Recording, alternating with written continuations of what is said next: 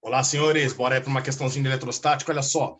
Tubarões e espécies relacionadas sentem campos elétricos extremamente fracos gerados por outros animais na água salgada, graças a milhares de detectores especializados em seu focinho, fenômeno conhecido como eletrorecepção.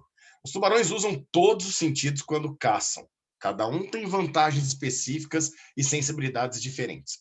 Durante a fase final do ataque, quando o tubarão está a 1.000 metros da presa, a eletrorecepção se torna a melhor forma de localizá-la precisamente e orientar corretamente as mandíbulas.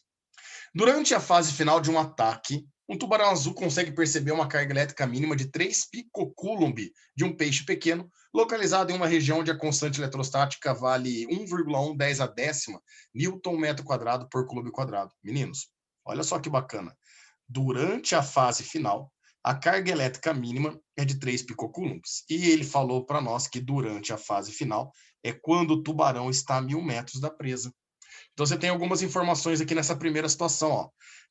Quando a distância entre o tubarão e o peixe for de 1.000 metros, a carga mínima que ele consegue detectar é de 3 picocoulombs. Lembrando que esse pico é um submúltiplo que vale 10 a menos 12 para nós. Então seria a carga de 3 vezes 10 a menos 12 coulombs a carga percebida, certo?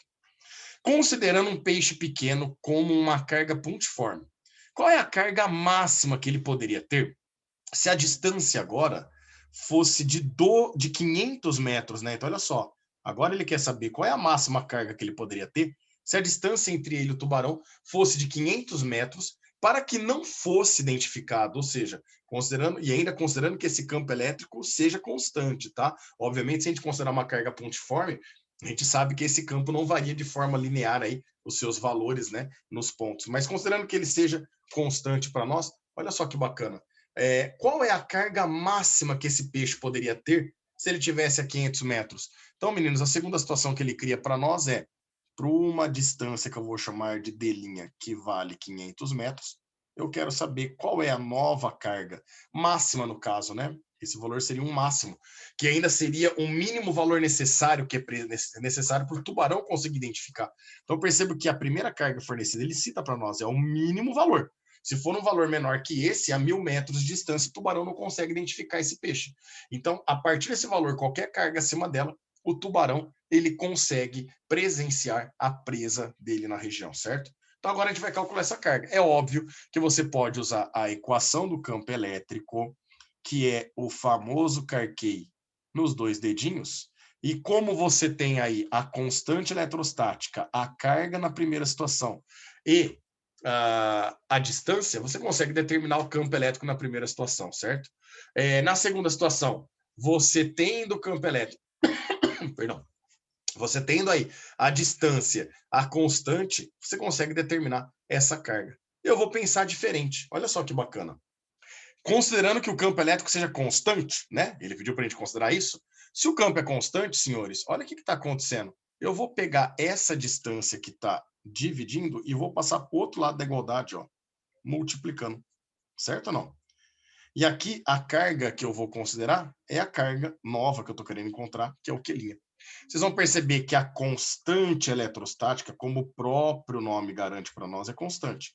E o campo elétrico, o texto garantiu para nós que ele quer que se mantenha constante. Então a gente percebe que a distância e as cargas, elas são diretamente proporcionais, né? E isso significa que de 1.000 metros para 500 metros, essa distância ela está diminuindo 2 vezes para nós. Se a distância diminui, obviamente que a nossa carga também diminui. Se ela diminui 2 vezes, como aqui a distância está ao quadrado, eu vou falar que a carga tem que diminuir 4 vezes.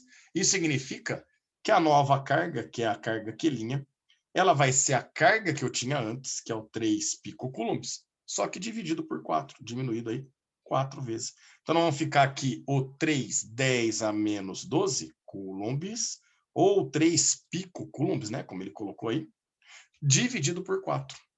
3 dividido por 4, a gente chega que essa carga vale 0,75 vezes 10 a menos 12 coulombs, ou o equivalente a, colocar em notação científica, 7,5 10 a menos 13 coulombs.